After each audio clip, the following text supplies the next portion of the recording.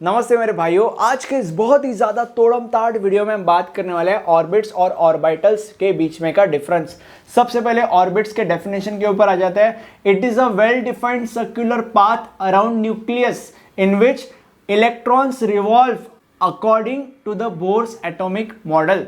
अब इसका मतलब क्या है? बोर नाम का एक साइंटिस्ट था जिसने अपना खुद का एक एटॉमिक मॉडल बनाया था जिसका ऑफ कोर्स नाम था बोर्स एटॉमिक मॉडल। अब ये बोर्स एटॉमिक मॉडल ये कहता है कि एटम के अंदर न्यूक्लियस के आजू बाजू वेल डिफाइंड सर्कुलर पाथ के ऑर्बिट्स होते हैं। मतलब जो ऑर्बिट्स होते हैं न्यूक्लियस के आजू बाजू वो वेल डिफाइंड सर्कुलर पाथ होते हैं और जिसमें क्या होता है, इन विच इलेक्ट्रॉन्स रिवॉल्व। ठीक है, ये इलेक्ट्रॉन्स रिवॉल्व कर रहे हैं इन ऑर्बिट में, ऐसे। ओके, अब ऑर्बिटल्स क्या होता है? 3 dimensional space around nucleus in which probability of finding an electron is maximum according to the quantum mechanical model of atom. मतलब ये 3 डायमेंशनल स्पेस होते हैं जो न्यूक्लियस के आजू बाजू होते हैं और इसमें इलेक्ट्रॉन्स फाइंड करने की या इलेक्ट्रॉन्स मिलने की प्रोबेबिलिटी सबसे ज्यादा होती है। ठीक है, ये 3 डायमेंशनल, देखो यहाँ पे ये p ऑर्बिटल है तो एक्स वाई जेड 3 डायमेंशनल है। Okay, then second point, an orbit can accommodate to n raised to 2 electrons where n represent the number of orbit। मतलब अब यहाँ पे ये सबसे पहला ऑर्बिट है, ये न्यूक्लियस है, ये सबसे पहला ऑर्बिट है। क्योंकि ये सबसे पहला ऑर्बिट है इसीलिए n इज इक्वल टू 1 होगा।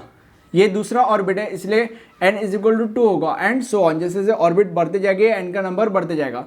अब क्योंकि ये n इज इक्वल टू 1 है इसलिए n बस इस फॉर्मूले में डालो तो n स्क्वायर मतलब 1 और 1 इंटू 2 दैट इज 2। मतलब पहले ऑर्बिट में मैक्स टू मैक्स 2 इलेक्ट्रॉन्स ही हो सकते हैं। अब ये दूसरा ऑर्बिट है, n इज इक्वल टू 2 है, बस 2 नंबर इसमें डाल दो, 2 का square that is 4 and 4 into 2 that is 8। मतलब दूसरे ऑर्बिट में बस मैक्स टू मैक्स 8 इलेक्ट्रॉन्स ही आ सकते हैं। अब ऑर्बिटल का पॉइंट ये कहता है कि an orbital can accommodate max to max 2 electrons only. मतलब एक ऑर्बिटल में ज्यादा से ज्यादा बस 2 इलेक्ट्रॉन्स हो सकते हैं, 2 से ऊपर इलेक्ट्रॉन्स नहीं हो सकते। ठीक है, अब थर्ड पॉइंट हमारा ये कहता है कि the revolution of electrons in an orbit is against Heisenberg uncertainty principle. Heisenberg का अनसर्टेनिटी प्रिंसिपल था और जो रिवॉल्यूशन ऑफ इलेक्ट्रॉन्स है ऑर्बिट में ये उसके अगेंस्ट है और concept of orbitals is according to the uncertainty principle, ये उसके अकॉर्डेंस में है।